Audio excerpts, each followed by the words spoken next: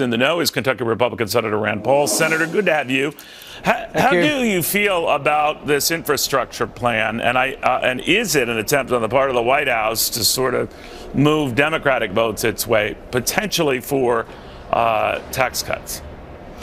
Well, you know, I'm for an infrastructure plan, and I think one way you could pay for it is to try to encourage American profit to come home, tax it at a small rate, and take that revenue and put it into a designated fund for infrastructure.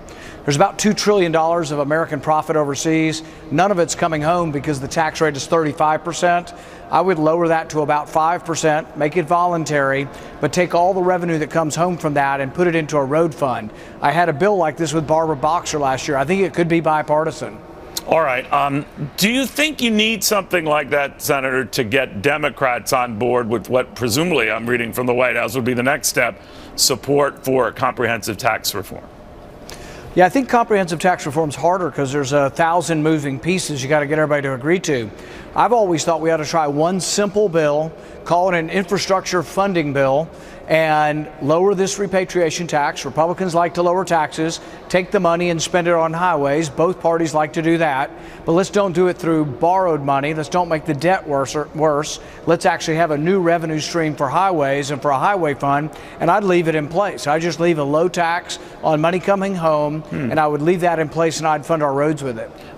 Senator, much has been made about how aggressive the administration or Congress, or you specifically will be about tax cuts, that there's not a lot of wiggle room here, and that if you buy the argument they have to be revenue neutral, whether you're using static, dynamic accounting, whatever you guys ultimately go with, there isn't a lot of room for making them really, really big tax cuts. Do you agree with that? No, I think we should not insist that they be revenue neutral. I'm for a tax cut. I want government to be smaller. I want people to keep more of their own money. I also don't think that you stimulate the economy if I shift the tax person from Johnny to Mary and revenue stream is the same. Have I really stimulated anything? So I'm for lowering rates, but I also want government to receive less money, and I would compensate for that not by raising someone's taxes. I would compensate for that by actually lowering spending. Well, there's a concept. Be digressive. I didn't give you a look at what's happening right now. The House Ways and Means Committee have nothing to do with taxation, healthcare, any of that.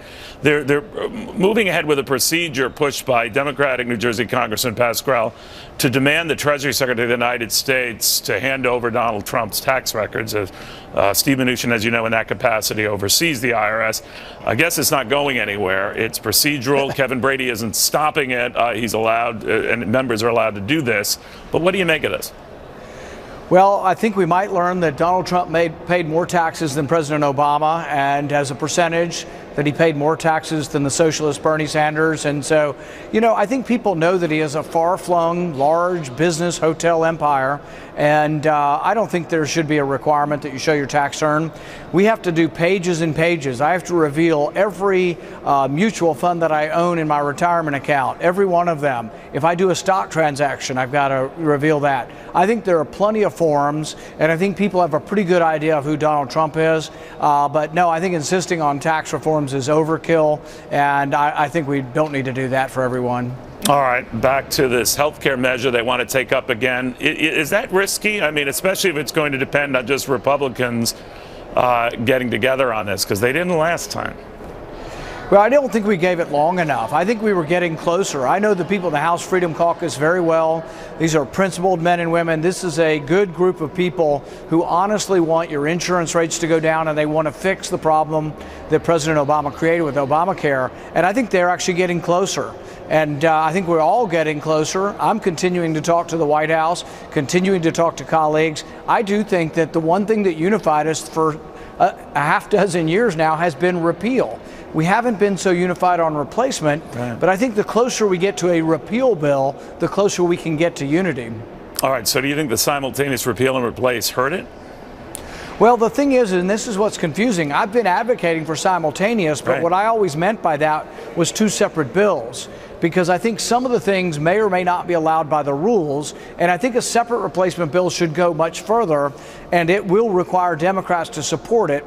But But I think if Democrats will not support replacement, then the onus is on them to still carry the heavy burden of Obamacare. One of the biggest things that we could transform the marketplace with is letting large groups buy insurance all with one negotiator. AARP has over 30 million people. If we let them have one negotiator, my guess is then the insurance companies, the executives would come on bended knee and give us something good for a cheap price. That's what I want, is more leverage for the consumer. That may require a separate replacement bill. All right, Senator Rand Paul, thank you very much. Good seeing you. Thanks, Neil. All right, we